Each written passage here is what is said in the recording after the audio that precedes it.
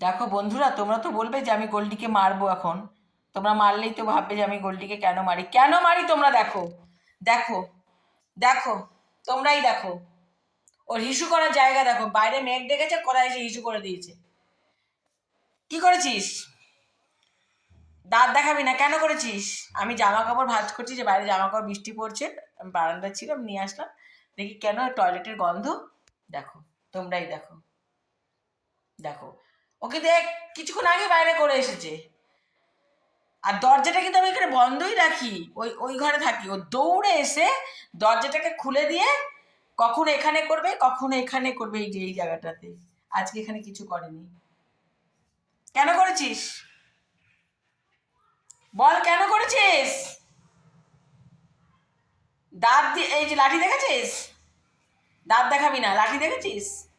দাঁত বন্ধ কর, দাঁতটা বন্ধ কর, মুখের মধ্যে মারবো। দাঁতটা বন্ধ কর তুই। দেখো, মারবো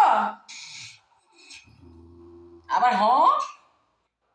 মার খাবে? কি বাড়ি যাবি?